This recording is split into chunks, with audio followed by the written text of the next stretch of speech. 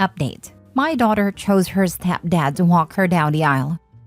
Original post. I, 46 male, have one daughter, 26 female, whose mom ran off when she was 7 and came back when she was 15, claiming she wanted a relationship. She gave it a chance and apparently got really close to her new stepdad. Apparently, he's a really cool guy and likes similar things to her, like hockey, and also plays guitar, like my daughter.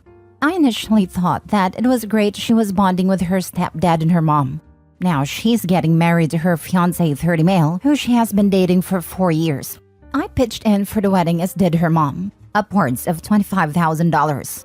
The day fast approaching, and she told me she has chosen her stepdad to walk her down the aisle, as they have really bonded over the past 11 years. I didn't say anything at the time, but I have already decided that I will not be going, as I won't be disrespected like this. If she wants to be a happy family with her mom who abandoned her for 8 years, go for it, but count me out.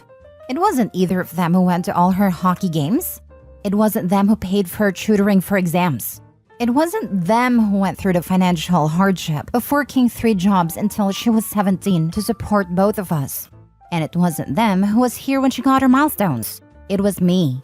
I won't be telling her I'm not coming. I just won't show. Now for the comments before reading the update. Why can't both dads walk her down the aisle? Who says things have to be traditional? I ain't walking with that man. I've literally never spoken to him. And she said she wants him. Never did say she wants both of us. I can only assume it's because stepdad got to be the fun dad. He didn't have any real responsibility. She'll figure it out when she really needs help, and mom and stepdad have that confused look on their faces. At 26, she should be old enough to not just be picking the fun dad. Agree, that's middle school garbage. Honor your father, especially because he's not the one who ran out. Why not tell her how it makes you feel? Why not ask why you're not the one she thinks of when thinking of a father? You can still do what you want, but at least have the talk. You know, this is absolutely what I wanted to verbalize and couldn't find the words for. OP, only when we stop participating in the conversation do we truly lose our loved ones. You shouldn't have to beg, you shouldn't have to bring this up. But I tend to see stupidity where others see malice. Ask your daughter point blank, why do you not see me as a father? And I'd bet money she get the surprised Pikachu face, because this literally never occurred to her. The question can open a lot of dialogue about your relationship, the work you put in, and what it took for her to be where she is. Also, given how blasé it sounds like she told you, it might be something her mother suggested, and she's just going along with it, not realizing the magnitude of the insult. You can absolutely from there say, I'm sorry that I wasn't a father figure you wanted. I did my best, but if this is what you want, then it is your day.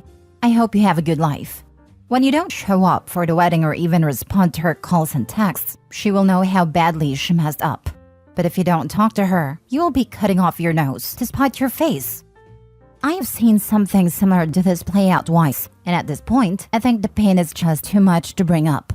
First, a son, raised by a single mother for his entire 18 years and struggled. She was mildly crazy, but damn if she didn't do her best. Dad comes back in, is the fun dad, and son changes his last name next year from moms to dads.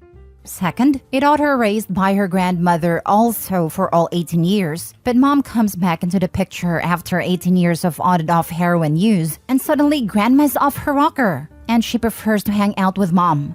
Neither parent brought it up, and I just don't think either of them could bring themselves to do it. I'd send her this post. It tells her how you feel and how I'm sure a lot of people agree with your sentiment, especially since you helped $25K for the wedding. She isn't 11 choosing a weekend with him over you. She is an adult, and this is a hopefully one-time event. She is saying he is more important to her. It's insanely disrespectful, especially since you're essentially a single parent for so long. You need to let her know this isn't a small deal. I wouldn't send this post. It was written from a place of frustration and deep hurt. Looks like he needed to blow off steam here anonymously. But for the love of God, a civil conversation about emotional issues with your children goes a long way. Now for the update. So I took your guys' advice and I spoke with my daughter and decided that even if she didn't change her mind, I wouldn't miss her wedding or cut her off. I spoke to her and let her know that what she's choosing to do hurt me, and that if she still wants her stepdad to walk her down the aisle, that is her choice. I won't be there, but will still be supporting her. She said she still wants me there, but that her mom has apparently said she wants stepdad to walk her down the aisle as a way of accepting him to the family. She said that if she refuses, she won't be coming, and neither will stepdad, and they will never speak to her again. I ask if she is really someone she wants in her life, setting demands to maintain her relationship. And you'll never guess who I got a furious call from. Her mother. She was saying I manipulated my daughter into saying she never wanted to see them again, and uninvited them. I will be in 3 months' time walking my daughter down the aisle. Happy for you, but don't trust that your ex won't try to interfere and manipulate your daughter. Also, your daughter needs to be on the lookout for the manipulations to continue and not fall for it again. I'm going to back this up, because by what her mom has done, she shouldn't be trying to tell her daughter what she should be doing for her wedding. We don't really know if she will try again or not, but it's always good to be safe. Thirding this, the mommy here sounds very manipulative and selfish, and people like that tend to keep going or escalate, both in my direct experience and based on what I've learned in therapy. I'm glad OP and his daughter are able to communicate well and seem to have a really solid bond. Stay on your toes. A lot can happen in 3 months, but if stepdad was any kind of man, he would have refused the offer in the first place. I'd agree, but we don't know what the mom may have told stepdad about the ex. If she's willing to go no contact with her daughter over this, there's no saying what she tells everyone about the ex. So maybe stepdad thought he was doing the right thing. Who knows? I just hope OP and everyone else there remembers this is the daughter and her spouse's day, and to make decisions in her best interest as much as possible. She's probably stressed to the gills over the mom already. I know I would be. Anyone who wants to live with that kind of woman is either evil himself or very submissive. I bet on second. Am I the a-hole for running away from home? Original post. I, 15 female, will be a junior in high school once the new school year starts. I have a little brother I'll call Matt, 3 male. My parents both work full-time jobs in the business district. I was a planned baby, but Matt wasn't. My parents considered putting him up for adoption, but couldn't do it. They don't know I know this. Once my mom ended her maternity leave 2 weeks early, there was a schedule who would watch Matt when. Mom leaves for work at 4:30 a.m., waking me up on the way. I watch Matt until I need to go to school at 7, and by that time my dad is up and takes over. I get home from school at 3:45 p.m., and my dad leaves for his work at no later than 4 p.m. I watch him till my mom gets home at 6 p.m. For the first year, that's how it went, and I was fine with that. Now, my mom has shifted her hours to work later, so I watch Matt till he sleeps, and I can't sleep till my mom gets home, which is usually 10 to 11 at night. On top of that, I do anything that needs doing at home. I'm in AP classes and have my homework to do as well. Matt's not very well behaved, as he's had health issues since birth that caused him discomfort. He's a toddler, and I get that, but his tantrums and general demeanor make it hard for me to get things done. The 2 things that tore me down most happened a week before school ended back in May. I managed to talk to my mom and ask her if we could please hire a sitter to look after Matt. I want to take on some extracurriculars. Her response was they didn't need to waste money on that because they had me. 2 days later, my mom got home at 5 p.m., which early for her, and after eating dinner, told me to ask the school if I could shorten my class load next year in order to spend more time at home, since my dad also apparently wants to shift his hours. I told her no, and she got mad saying I needed to be more understanding and accepting. I had enough and blew up. I can't remember what all was said, but I do remember yelling that I wasn't my little brother's parent. Stormed to my room, stuffed some things in my backpack, and left while my mom was distracted by my brother. I'm safe. I called my grandmother and explained what was going on. She and my mother are estranged, but we managed to stay close. Once she picked me up and got the details, she said she understood. My parents blew up my phone, demanding I come home and telling me I should be ashamed of acting this way. My grandmother blocked their numbers. She did talk to them, and they agreed I can stay where I'm at until I get my head on straight. I feel guilty for leaving my brother, but at the same time, I feel so worn out. Other family weighed in, and while most are on my side, others say I need to accept my duties to the family and suck it up. I'm conflicted and don't know what to do. Am I the a-hole for running away? Not the a-hole. You're with a relative. I wouldn't count that as an actual runaway. They all know where you are and you're safe. I completely agree with you. You are not your brother's keeper. They are wanting you to risk your education for a child that isn't yours. Can you stay with your grandma during school?